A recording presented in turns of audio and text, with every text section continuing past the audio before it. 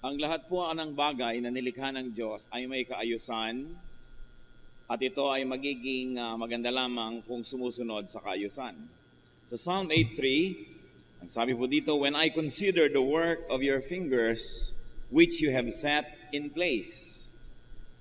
Pagka daw nililimi-limi nitong sumulat ng awit na ito ang mga ginawa ng Diyos na kanyang inilagay sa mga dapat kalagyan. Pati ang mga bituin, may mga orbit, hindi nagbabanggaan dahil sinusunod ang kanilang tamang mga ruta at lugar. At speed, dahil kung may napabilis o napabagal, ay maaaring magbanggaan sa kalawakan ang mga planeta. God is God of order. Orderliness brings about peace. And orderliness is about being in one's set place, in one's correct place.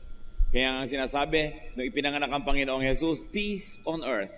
Ang lahat ng gumulo ay kailangan maayos na muli, pati ang tao ay kailangan ibalik sa Diyos. So ang tao man po dapat nasa tamang lugar, geographically, positionally, and even socially.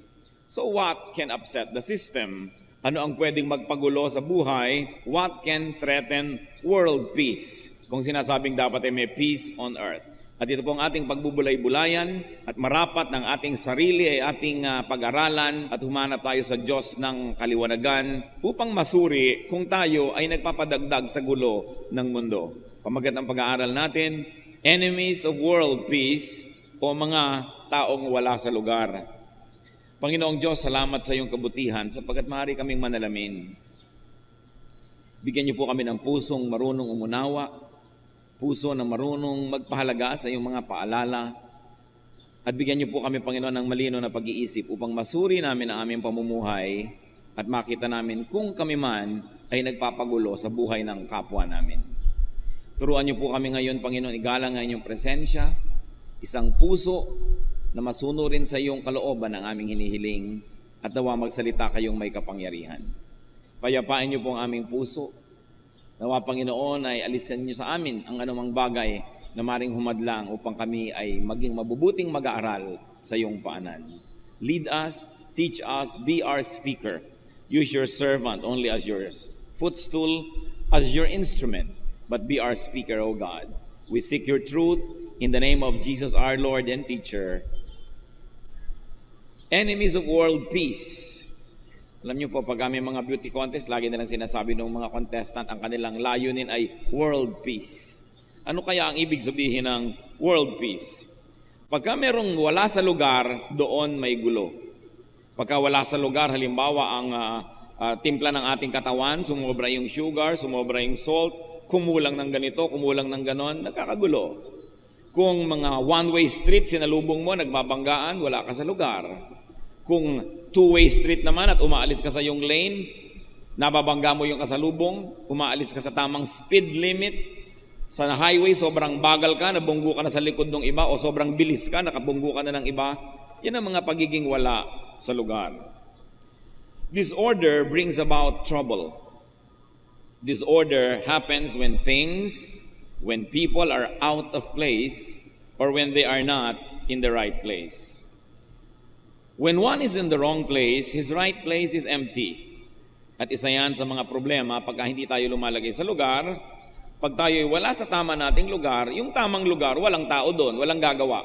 Kung ikay gwardya at dapat nakaposte ka sa pinto na ito, pag umalis ka dyan, nagkakaproblema dahil nawawala ng dapat taong nandyan sa tuwina. Pagka ikaw ay doctor on duty at bigla kang nawala at may emergency, malaki ang problema. When you are not in your right place, the right place is empty. And another problem is, when one is in the wrong place, he usurps someone else's possession. Someone is displaced. Merong nawawala ng lugar. Kasi kung wala ka sa iyong tamang lugar, kapatid, sisiksik ka sa lugar na wala ka naman dapat doon, so ang nangyayari sa taong dapat nandun, siya ang sinisiksik mo o siya ang nawawala sa kanyang dapat tayuan. And of course, when people are in the wrong places, the system is affected negatively. Kaya para sa world peace, lumagay sa lugar. Ang isang taong marunong, isang taong mature at makadiyos, lagi niyang iniisip, tama ba ang nilulugaran ko? Tama ba ang posisyon ko? May issue ang bansa, tama ba akong sumangkot o hindi? Merong eleksyon, sino ba ang tama akong iboto o hindi? Merong magkagalit na mga kamag-anak ko, tama bang may kampihan ako o hindi tamang may kampihan ako? Ano ang dapat kong posisyon sa lahat ng bagay? Sino po ang mga wala sa lugar? Marami niyan. People who are out of place. Subalit bago tayo manghusga ng iba, ang mabuti, pag makakarinig po tayo ng paalala mula sa ating Biblia at mula sa salita ng Diyos, isipin natin agad, ako kaya ito, kaysa sa i-assign mo sa iba. Who are out of place o mga wala sa lugar? May pag-uusapan tayong 8. Kaya ang atin pong pamagat ay 8 kalaban ng kapayapaan sa daigdig or 8 enemies of world peace. Una, mga matandang nagbabata-bataan. Mga matandang isip bata, wala sa lugar. Dapat ang taong tumatanda ay may pinagkakatandaan. Dapat ang pag-usad ng panahon, bawat araw, linggo, buwan at taon, umaasenso ang ating pag-iisip, lumalalim ang ating pangunawa, humahaba ang ating pasensya, in other words, nagiging mature tayo. Sapagkat yung kakitira ng isip, kakitira ng pasensya, laging pagmamadali, impatience, selfishness, these are signs of childishness. Sa asal, sa ugali, sa pag-iisip, dapat ang tumatanda ay may pinagkakatandaan. Ang ating mga pangit na asal 10 years ago, dapat wala na ngayon, hindi nandyan pa rin. At pag ipinahabaan pa ang buhay natin ng another 10 years, nandun pa rin na naman, parang walang nangyari. Lalong-lalo sa anak ng Diyos, na nakikinig pa raw ng salita ng Diyos, na nanalangin, humihingi ng presensya ng Espiritu, dapat may pagbabago. Hindi natin sasabing, ganyan talaga ako, ganyan na talaga ako, kaya nga may Diyos. Sapagkat sa ating pakikipag-isa sa Diyos, tayo ay patuloy na nagbabago, pabuti ng pabuti. Sabi sa 1 Corinthians 13:11, when I was a child, I talked like a child. I thought like a child. I reasoned like a child. When I became a man, I put childish ways behind me. Dapat iba ang behavior ng 10 years old and younger, ng 11 to 20 years old, 21 to 30 years old, nag-iiba-iba. We assume more responsibilities. We become more understanding of other people. We seek to understand and no longer just to be understood. And we seek to make peace rather than just continue to create and provoke war. Dapat ang itinatanong natin sa sarili, mga kapatid, araw-araw, nagmamature ba ako? Lalo yung mga nananalamin at nakakakita na ng mga kung ano-anong pilege sa kanilang mukha, and you see that talagang nagwawagi ang force of gravity, no? Ang hindi nyo lang itatanong meron ba akong wrinkles? Meron ba akong ganito? Meron ba akong ganyan? Nakakaramdam na ako ng arthritis? Nagkakaroon na ako ng rheuma dito? Nagkakaroon ako ng ganon? Hindi Maganda rin chinecheck yan. Pero ang mahalaga, itatanong natin sa sarili, nagmamature ba ako? Nagde-develop ba ang aking pag-iisip? So isang mga wala sa lugar, matandang nagbabata-bataan. Ang daming gulong nililikha niyan sa planeta.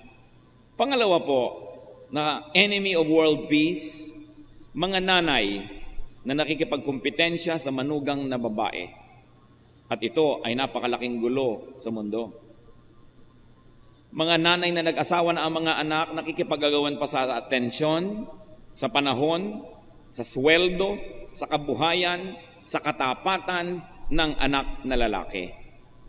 Ang nangyayari ngayon, nagkakakompetensya ang manugang na babae at ang biyenang babae. At sinasabi ko po sa inyo mga kapatid, mas malaki ang threat niyan to world peace kesa sa arms build-up ng Iran, kesa sa mga threat ng Korea, kesa sa gulo ng fasismo o kaya ay ng komunismo o maging ng terorismo. Sapagkat nearly every household has a mother-in-law and a daughter-in-law. Hindi naman lahat ng bahay ay mayroong bomba atomika, hindi naman lahat ng bahay ay may mga kanyon, pero ito ang pinakamalaking gulo.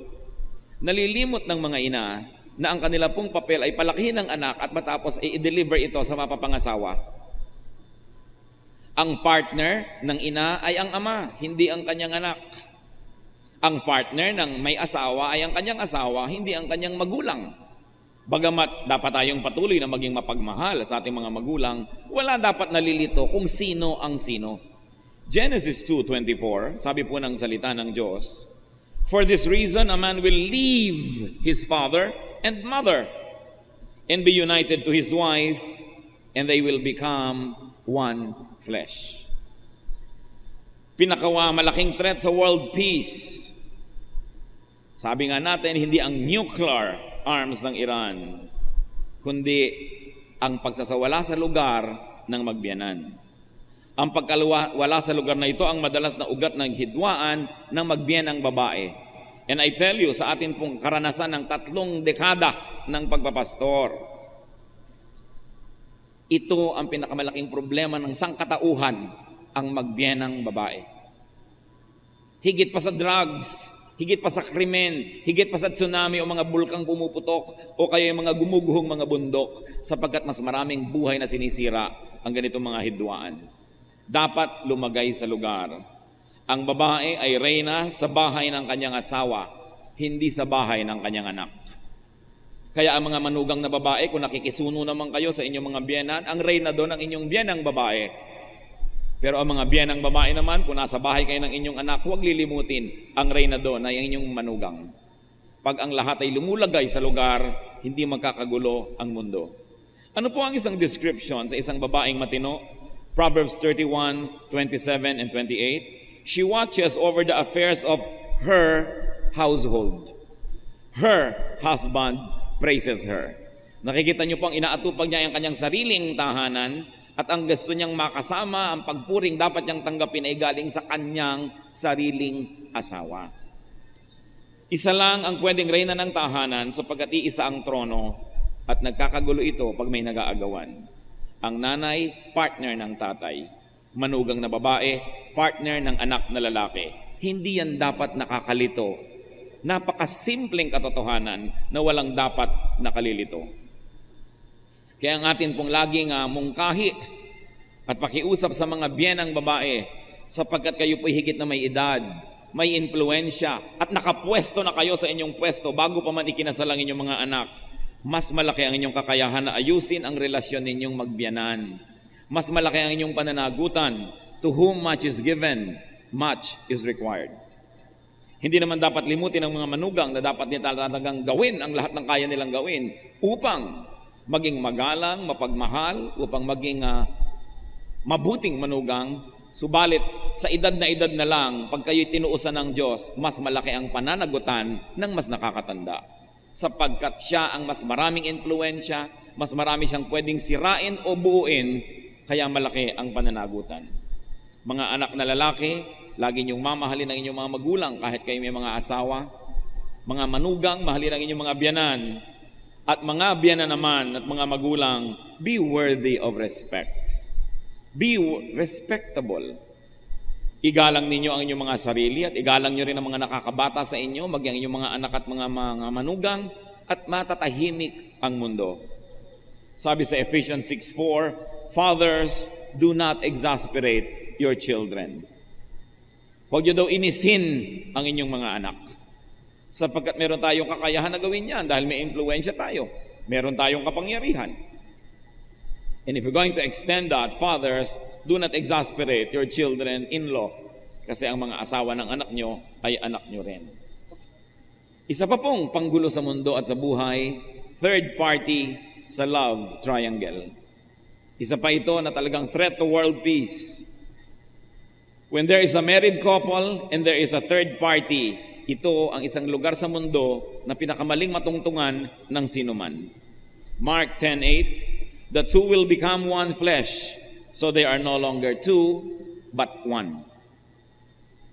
In Hebrews 13:4, marriage should be honored by all, and the marriage bed kept pure, for God will judge the adulterer and all the sexually immoral. Hanapin ang tamang lugar sa mundo. Kung gusto nyo may kapartner kayo sa buhay, makipag-partner doon sa pwede rin makipag-partner sa inyo. Subalit, gawin ang lahat ng magagawa na hindi kayo mapapartner sa may kapartner na, sapagkat magkakagulo talaga ang mundo. Sa Valentine's Day na lang, litong-lito yung kung sino ang pang 14, sino ang pang 13, sino ang pang 15. May post, may pre. Alam nyo may mga post at mga pre-Valentine's, sa dami ng kadate. At magulo yan. Nasaan ka sa Noche Buena, nasaan ka sa Medianoche, nasaan ka pag Holy Week. Nagkakapalit kuminsan ng mga anniversary. Kaya yung mga iba, naglilito-lituhan na lang talaga dahil talagang nakakalito. Pero alam niyo po ang wala sa lugar? Yung kerida na nagseselo sa tunay na asawa, talagang walang-wala yun sa lugar. Ikaw labang ang nakikisingit, may gana ka pa magselos. Wala sa lugar ang magselos at makipag-compete sa tunay na asawa. Kahit ka pa nga kerida, magkaroon ka naman ng class, huwag mong limutin kung sino ka. Yan ang gulo ng mundo. Nalilimot ng tao kung sino siya. Nakikiambus-ambus lang ang gusto pa sa kanyang jackpot. Mali na nga, lagyan man lang ng konting decorum. Kaya siguro may aklat na lumabas noon, etiquette for mistresses. Kagandahang asal, no? Sa mga kulasisi. Dahil kung minsan yan pa ang mga malalakas ang loob mag-demand, magselos, walang-wala sa lugar. Isa po pong enemy of world peace, parents who live through their children. Mga nabigong maging dentista, pinipilit ang anak nila maging dentista. Mga nabigong maging engineer, pinipilit ang anak maging engineer. Dahil hindi nila maipamuhay ang kanilang mga pantasya sa buhay, gagamitin nilang props ang kanilang mga anak na tagatupad ng kanilang mga dinatuloy na mga pangarap. It's out of place, making the children live out their parents' dreams and fantasies and frustrations. And you know why it's wrong? Because every person is wonderfully made. Every person is uniquely designed by God. Psalm 139 verse 14, I praise you because I am fearfully and wonderfully made. Ang bawat nilalang ay kahanga-hanga ang pagkakalikha ng Diyos. At meron siyang likas na ibinigay ang Diyos. At ano po ang tungkulin ng mga magulang? Tulungan ang batang hanapin ang likas na mga bigay na to't kaloob at siya ay doon mag-develop as a person. Parents are to help their children become what they are designed to be. Marami sa mga magulang nalilito anong ibig sabihin ng pagiging magulang. It is to nurture our children so that they can become what God intended them to be. Another enemy of world peace, people who live on others. Kanina, people who live through others. Ngayon naman, people who live on others. Yung mga tao na ang iniinom nila ay iniistro nila mula sa dugo ng kapwa. People who harvest what they never plant. 2 Thessalonians 3:10, if a man will not work, he shall not eat. Ang mga tamad ay hindi dapat na naghahanap ng ginhawa ni ng makakain man lamang, except of course when we are sick or we are momentarily unable to make a living. Genesis 3:19, ano po ang utos ng Diyos sa tao? By the sweat of your brow, you will eat your food. Pagpawisan mo ang iyong kakainin. Huwag yung ang tanda-tanda mo na nakaasa ka na lang lagi sa kuya mo o sa kapatid mo o sa ate mo. Pati pambili mo ng cellphone na gusto mo pa ay may bread toaster sa loob, hihingin mo lang pala, ang yabang-yabang mo pa mag-cellphone. Ang load mo, dinidilihensya mo lang, text ka pa ng text. Gusto pa mag-party tuwing birthday, wala namang kinikita, bagsak-bagsak naman ang mga grade. So, wala sa lugar. Lumagay sa lugar, pati ang mga anak. Alam niyo po kung isang dahilan kung ba't mahirap ang Pilipinas, may isang nagtatrabaho, may 10 nakadagan. Paano ka aahon? Paano ka babangon? Napakaraming humihila sa iyo pababa. Napakaraming umaasa. Napakaraming gustong magdilihensya. Pag tigi-tigisanan ka na lang ng birthday ng mga kamag-anak mo, hindi ka na mapapahinga buwan-buwan. Kaya if anyone does not work, he should not eat. At ang isa sa 10 Commandments, ang hindi sa iyo, huwag mong paghangaran. Exodus 20:17, you shall not covet. Meron po kaming kilala, maluwag ang bahay nila sa isang neighborhood na maraming tao ang siksikan. Tuwing may namamatayan sa neighborhood, pinupuntahan sila, pwede po bang magburol sa inyo? Maluwag naman kayo. Pambihira naman. Pinaluluwag ng mga tao yung bahay nila para maginhawa sila. Ang gusto ng lahat sa paligid, pasikipin. Pinaghahangaran nila ang hindi kanya. Ang luwag-luwag nyo pala dito na lang kami lagi magpapahinga, di sisikip na rin. You should reward people when they fix their lives and make it better. But if they make their lives better and you covet what they have, you will actually punish them and then you will demotivate them. Nawawala ng gana tuloy yung iba na magpa-asenso sa buhay dahil hindi nawawala ng mga molestyador. Makaka-afford na sana ng maliit na swimming pool pero sa dami ng gusto makipaligo, hindi na lang dapat ituloy. Makakapagpatayo na dapat ng maliit na bahay bakasyunan sa dami ng gustong makibakasyon. Napeperhuisyo ang kapwa, na pinapaasenso ang sarili dahil pinagnanasaan ng mga kaibigan at kapitbahay at mag-anak ang di naman nila pinaghirapan. Isang masamang ugali at hindi dapat na pinaiira lalo sa mga anak ng Diyos. Hindi balik kung kayo inaanyayahan at iniimbita. Pero yung naimbita kayo minsan, hindi ibig sabihin automatic na lagi na kayong naiimbita. O kaya ito kayo ngayon, iniimbita nyo na ang inyong sarili. An invitation is good for only one entrance. You need another invitation for another entrance. Lumagay sa lugar. Meron pa na makakakita ng maluwag na bahay ng isang tao, pati mga hindi kakilala ng taong yung gustong dalhin doon. Pwede ko bang gamitin ito? Kasi meron ako mga kaibigan na gusto nila sa maluwag na bahay. Kung wala kayong bahay na maluwag, magpasensya kayong tumira sa bahay ng posporo. Bakit nyo paghahangaran ng hindi sa inyo? Wala sa lugar, magulo ang mundo. Another enemy of world peace, insubordinate subordinates. Mga sakop na ayaw pasakop. People who break the chain of command. May kaayusan ng lahat ng bagay. May chain of command. Titus 2:9 and 10. Teach the slaves, therefore the subordinates, to be subject to their masters, therefore organizationally the superiors, in everything. To try to please them, not to talk back to them, and do not steal from them, but to show that they can be fully trusted. So ano pang inuutos sa mga alipin?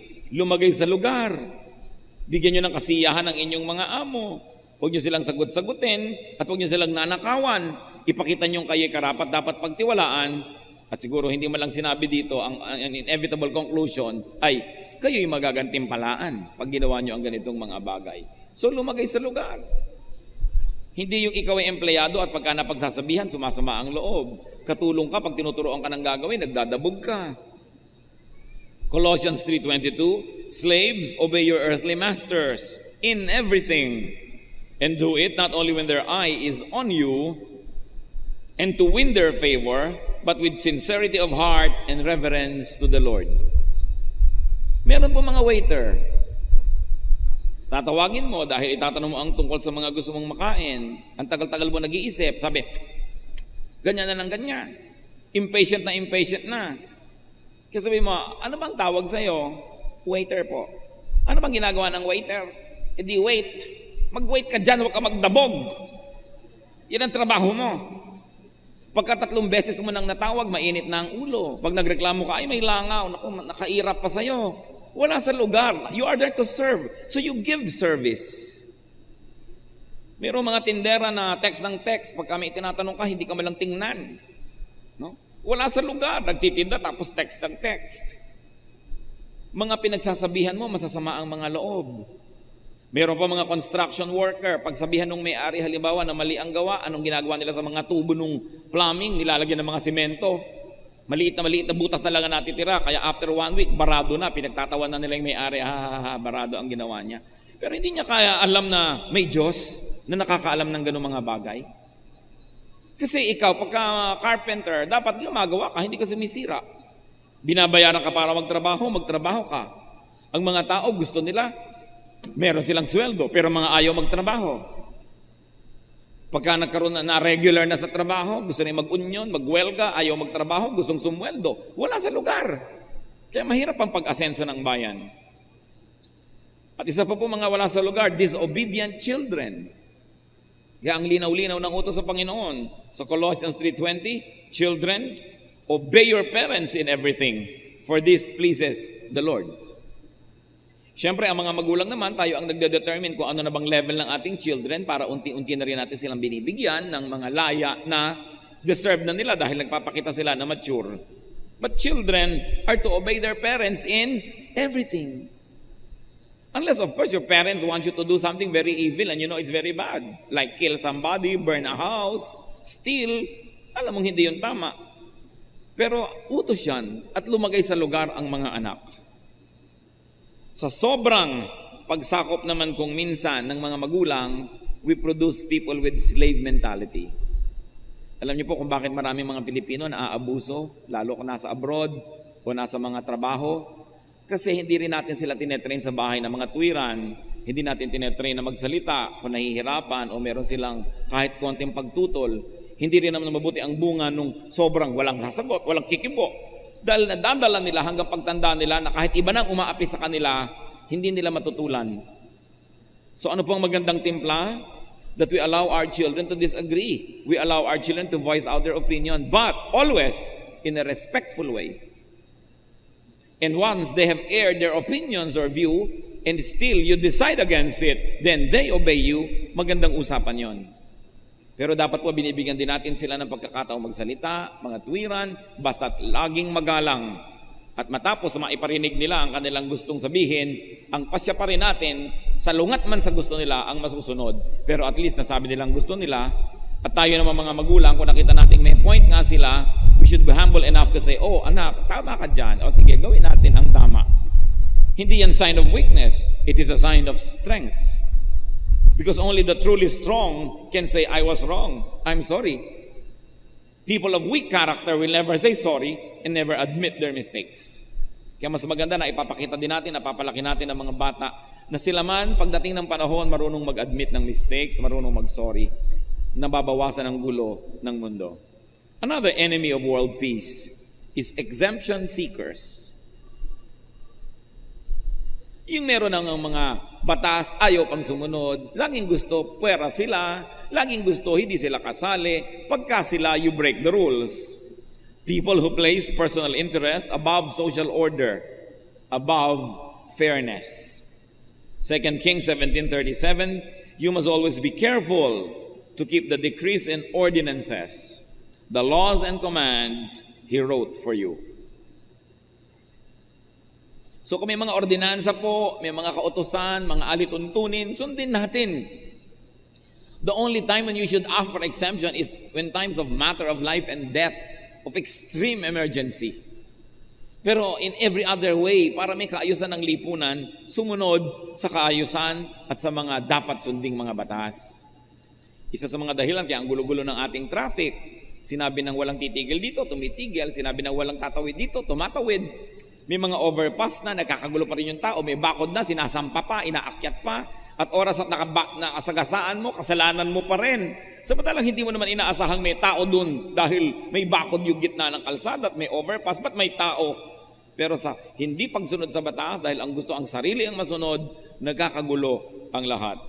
Philippians 2:4, each of you should look not only to your own interests, but also to the interest of others.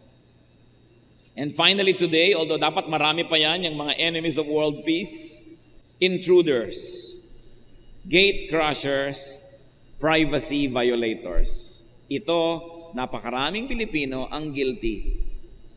Marami sa atin, wala tayong galang sa privacy ng iba.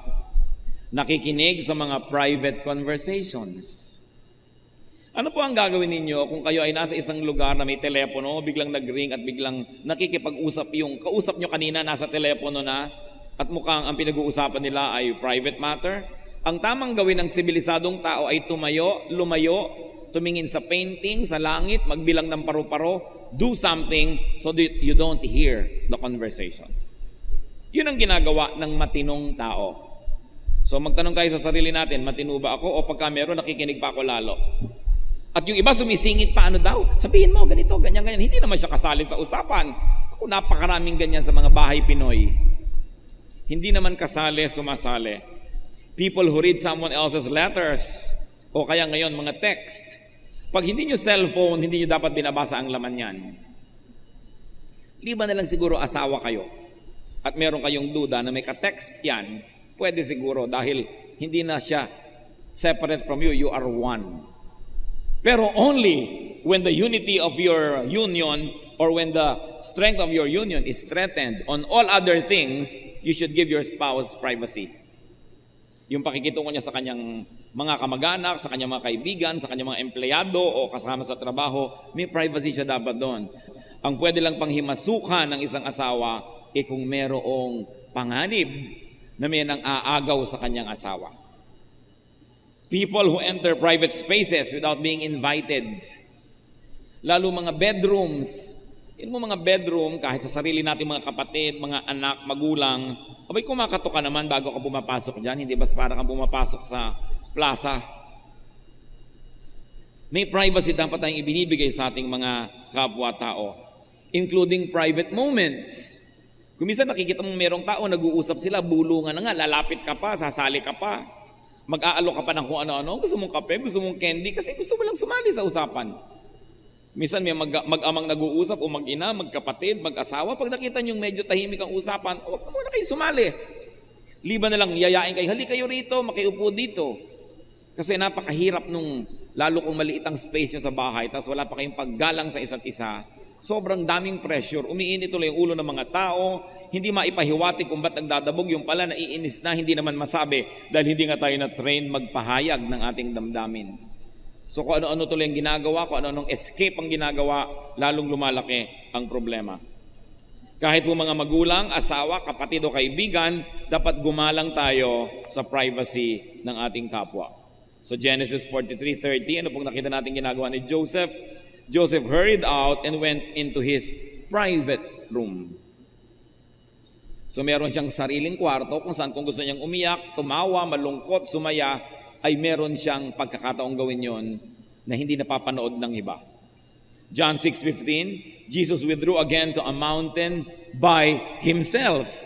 So pati ang Panginoong Jesus may mga private moments. Hindi niya kasama yung mga disciples, nag-iisa lang siya. So bibigyan po natin ang ating mga mahal sa buhay ng private moments. Hindi ibig sabihin na hindi na nila tayo mahal o dapat na tayong magalit kung sila'y nananahimik sa isang gilid kung gusto nilang mapag-isa sandali. Pati po ang ating mga pinagtitiwalaan ng mga sikreto, our confidants, must respect privacy. Even the so-called partners in crime must respect privacy. Ano pong ibig ko sabihin? Nung araw, meron kayong ginagawang masama kasama ang isang taong ito. Tapos ngayon, naging Christian kayo, nasa church kayo, gusto mo magpatotoo, gusto mong bulat-latin ang bituka mo sa harap ng lahat. Pero yung bituka mo lamang ang bulat-latin mo, huwag mo siyang isasali. Huwag mo sasabihin, mga kapatid, nung araw po ako'y nakikiapid. In fact, ang kaapid ko po ay nandito. Nakaputi po siya ngayon. Naku, pinapawisan na ng malapot ang mga tao kung sinong ibibisto mo. Kaya yung testimony kung minsan nakakatakot gawin. Kasi ang mga nagte-testify, hindi nila alam kung saan titigil at kung hanggang saan ang pwede nilang sabihin. Akala nila, ang ibig sabihin ng magandang testimony, bulat natin ang kahuli-huli ang imaymay ng kanilang bituka sa publiko at pagpiestahan ang lahat ng kanilang mga ginawang kalaswaan. Dapat pag nagpapatotoo, general terms lang at na hindi sobrang nag-glorify yung sin, yung devil.